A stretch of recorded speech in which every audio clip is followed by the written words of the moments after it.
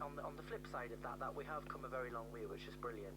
And I think this show's taught us a lot that these moments have often come, as we've talked about earlier today, on reality TV, where there's no script, there's often no audience, and there's an opportunity for things to be talked about in an organic way and in a natural way. Yeah, and that's the best way. The best way is people's personal experiences and people sharing their experience. It's real life. Did you ever apply to go on BB? No. Is it just not your, because I'm guessing you're the sort of person who, you know, you've got an obvious talent. You don't want to be famous for the sake of being famous. You want to just show off your talent, and if fame comes with that, then fair enough. Is that a fair assessment? I mean, to be honest with you, I love Big Brother, and I watched every single series. I was addicted to it. But the thing that would put me off would be just being stuck in a house for that long. I'd be like a caged animal. So that was why I would never have been able to do it. But as a spectator, to watch it, it was fantastic. I'm sure I was asked at some point to do Celebrity Big Brother. At some point, quite a few years back. And one of the reasons I'm sure I did. You know, you sometimes get lost in these things. Like, I'm sure there was a conversation where somebody said, "Did you want to do it?" There's been maybe I'm wrong, but I'm sure there was. And I was like, I couldn't be in a house. Well, even the Celebrity one, that's only 3 weeks, isn't it? But it wouldn't be for me. I love watching it, but I couldn't be stuck in a house. I'm interested in this because obviously X Factor's a TV talent contest, but sometimes the terms are used interchangeably, and they sort of say reality TV contest or reality TV. Yeah. I mean, actually, for someone who's been on it, would you say it was a bit like a reality TV contest? I see it's like a pantomime on television. You know, everybody's kind of a character, but that's the same with the likes of like Strictly and things like that. If you watch these shows, everybody's kind of there to play the part of each thing. It's like a chess puzzle, you know. But it is a reality TV show, definitely, because, you know, we didn't have cameras in the house when we did X Factor, but pretty much every other working moment that you're doing stuff, you've got a camera behind you following you the whole time. The only time we didn't was on a night time, really, in the house. So to us, although you don't get to see all of that footage, we are filming pretty much 15 hours a day. And have you ever imagined what your life would be like now if you hadn't have been on X Factor? What would Joe be doing right now, do you think?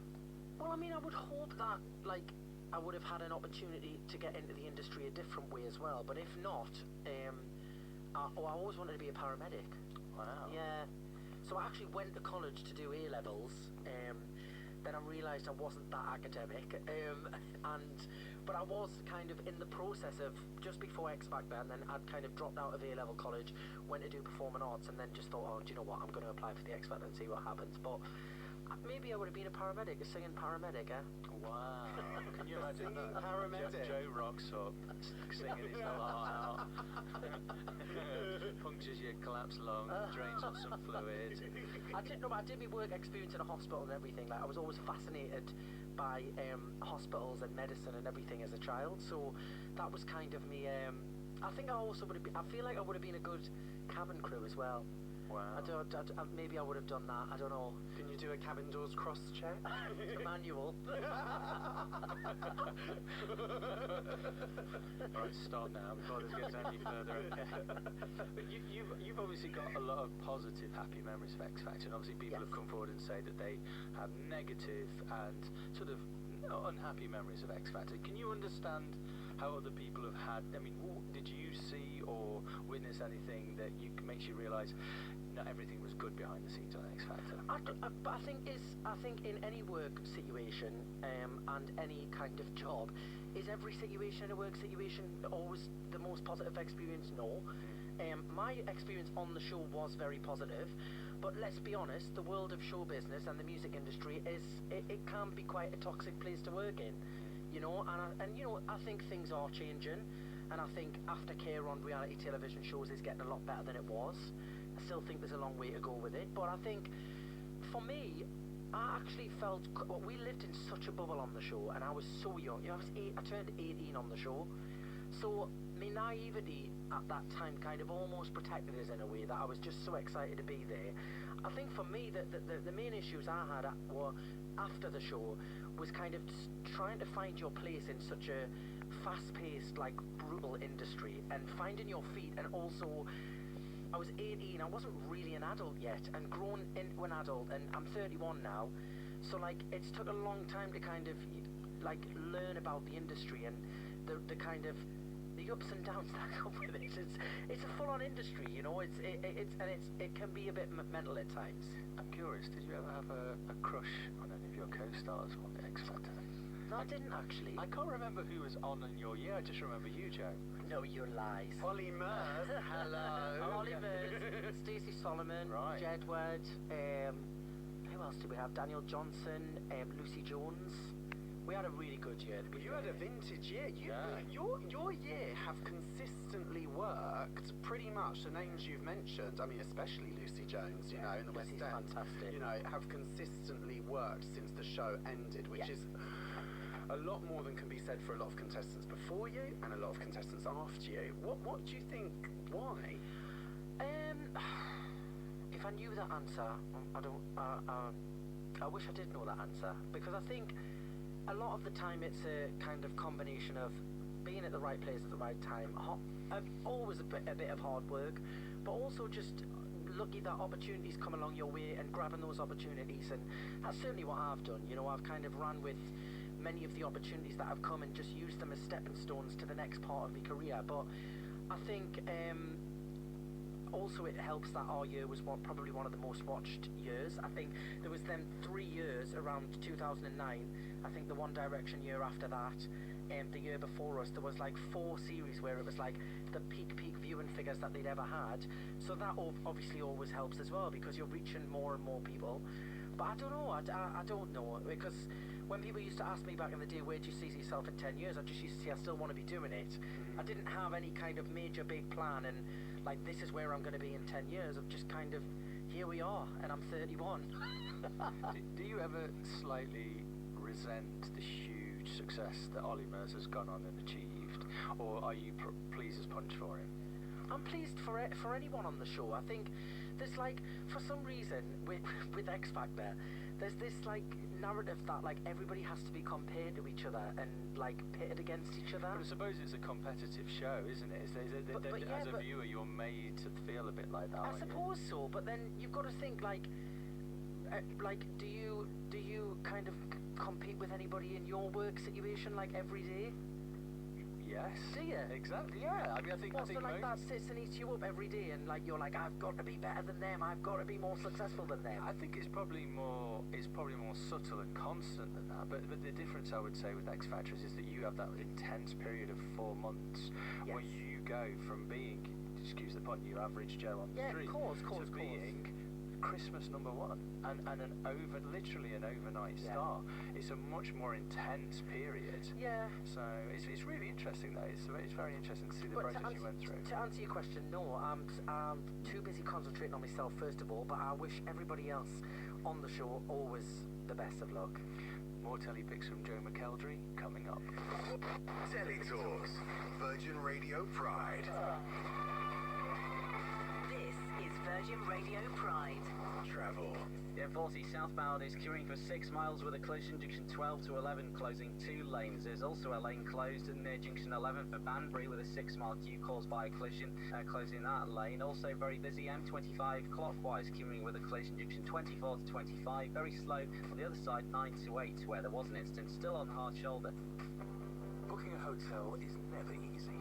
Am I getting the best price? Will it look anything like the pictures? Well, with Premier Inn, you don't have to worry about any of that. Because with us, you know exactly what you're getting. A great night's view, over 800 easy-to-find locations, a choice of great value, flexible rates, and as much brekkie as you can handle. So enjoy a weekend break without a break in the bank. Premier Inn, rest easy. Only available to book at premierin.com.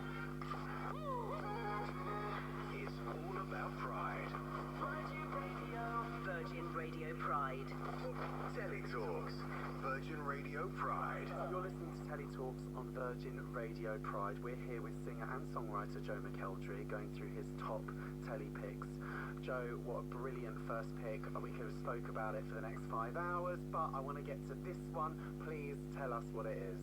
This is the Strictly Come Dancing same-sex pairing.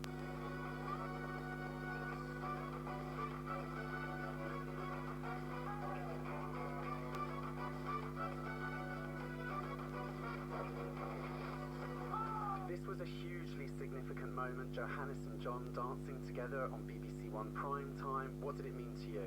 I think it's visibility, isn't it? It's visibility on television. And my first thought is, you know, I'm out now. I'm proud of who I am, but I thought of like young kids that'll be watching that with their families, and how comfortable that would have made somebody, you know, sitting on their sofa thinking, well, mate, am I attracted to a man? Is that like, am I allowed to feel that way? And it instantly, that just by having that on television, that answers all of their questions in their mind, that it's okay and it's fantastic and it's fabulous. Do you know what I mean? And would you like to go on Strictly Come Dancing? Is that something you could see yourself doing? I would love to do Strictly. I would love to do Strictly. Have you been asked? There's been conversations in the past, but you know, the world of kind of television and all of them things, it's always like a bit of back and forwards with it all. There has been conversations, but honestly, in my head, I think that I dance like Beyonce. That's probably not the case, but I would still be entertaining, I'm sure. And of course, if you were on it, which pro would you dance with? Who would I want? Shall I tell you who I do love, who I actually have been on a few nights out with, and he is absolutely fantastic, and that is Ali Ash. Ali Ash, well, he's quit this year, hasn't he? Oh, has he quit? Yeah, because you didn't sign up in time. That's why. He's free now. You can dance with him what you like. He is very handsome. Just that pesky wife in the way. Oh gosh, he is a fan favourite though, isn't he? He is very much so. And do you know what? We've been on a couple of nights out where I've bumped into him and Jeanette, and we've had so much fun. They are just such a lovely couple. This isn't a Beyonce situation again when you're chasing him down the road. Hyde Park. Selfie. So yes, I'd probably pick Ali Ash. You know, your trouble is, Joe, and I mean this in the nicest possible way, is you win everything. Like you know, you won X Factor, you won Pop Star to Opera Star, and I'm right thinking you won The Jump when you won it as well. Yes. The thing is, I mean, if you went to Strictly, you might as well get the glitter ball now. This is the trouble. This is the pressure, though, you see. If I ever do another reality TV show, everyone's going to be like, oh, well, you didn't win that one if I didn't. How good are you at baking? Dreadful. Oh, brilliant. Let's sign you up. Absolutely dreadful. But you'll end up winning that as well. This is the trouble.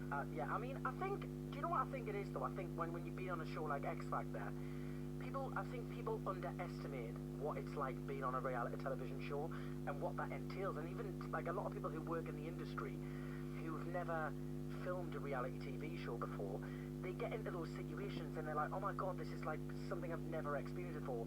X Factor kind of allows you to just go into them situations and just, you're in there, you're in the game and you're ready to go. Well, it must have taught you huge resilience, because at barely 18 you're in a situation every week where your career could either carry on or things could come to a halt. I'm not saying you couldn't get started again, but it's a lot of jeopardy, isn't it? Yeah, all the time. And they love that word as well, jeopardy.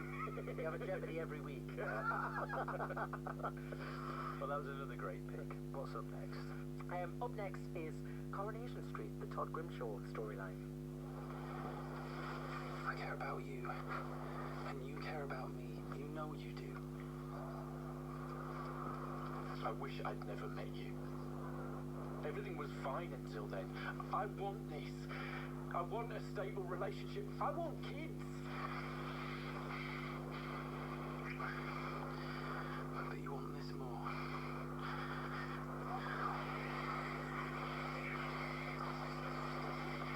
So was watching Corrie a family thing when you were growing up? Yes.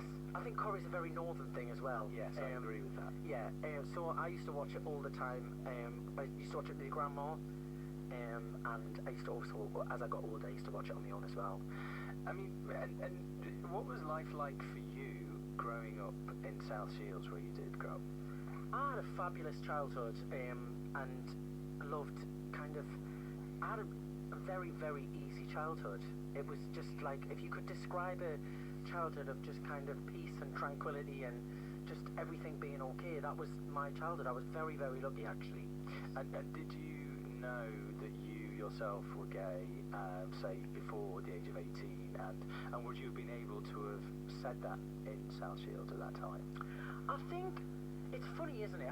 Because I think now I would say yes, I did know, but I think at the time you go through those kind of feeling of like, does everybody feel like this? Am I supposed to be attracted to a man? Or now when I think back of moments, I realise that it was an attraction to a man. But I think at the time, I couldn't quite piece that together in my head or make sense of, is this what every kind of child goes through as they're getting older? Does that make sense? Absolutely. You know what I mean? I think that would make sense to like all our listeners on this. Yeah. What's so nice about hearing that, which kind of makes me pine for that childhood, is there wasn't this desperate need to know. It's Kids, my dad then went to be a probation officer, and then my mum was a youth and community worker. So they were used to kind of being around kids and like having those kind of important conversations. And my mum's a trained counsellor, so it was always an open dialogue as well. You know, my mum would make it easier. You know, like I think it's always lovely to know that you know that that's going to be okay. But I think she had those conversations. Then you do that embarrassed child thing. What are you talking about? No, don't be silly. Like blah blah blah. But it was like if I could have had a textbook kind of family situation of everything being okay, I did have that, which I was very lucky to have that. That's why shows like Corrie, I'd argue, are quite interesting, because what they show are regular people in regular backgrounds, like Weatherfield, or it could be South Shields, it could be Leeds, could be anywhere, and they're living out these lives, you know, love, passion, all those things, and particularly for gay viewers watching gay love stories unfolding in that kind of environment, it has extra meaning, doesn't it? Totally. You know, because finally you go, hang on, and you make a connection between what you see and what you're feeling right 100%. there. Did you have that kind of feeling when you were watching this on Corrie? Yeah, and I think it's also as well, it's important for family members to see that, because you know it's just as important for them to see that and see that that's a normal thing for somebody to feel, because I don't know about anybody else, and I'm just speaking from personal experience, but the one thing you worry about the most is what your family think.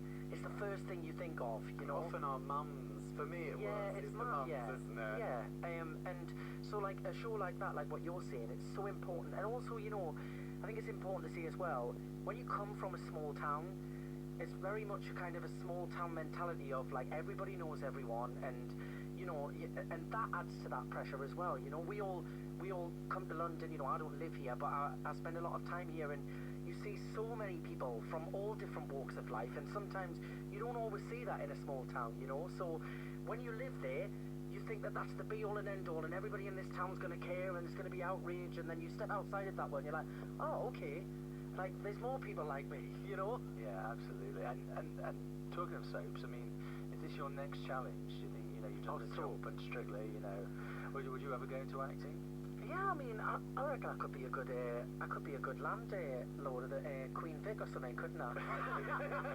Get out of our town. Actually, Jodie Prenger recently has just signed up to be in Coronation Street. Oh, I love Jodie. Yeah, so that's great. I didn't know that. Yeah, just very, very recently. She'd make a fabulous landlady. Yeah. She'd be brilliant. I mean, if they ever do a soap opera in Newcastle, you'd be a shoe-in, wouldn't you? I mean, I hope so. It'd be better. Or Real Housewives of Tyneside. Yes.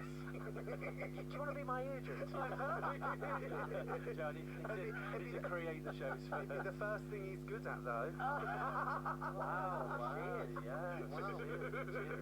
Cheers. Anyway, We'll be back with more from Joe McElderry on Virgin Radio Pride.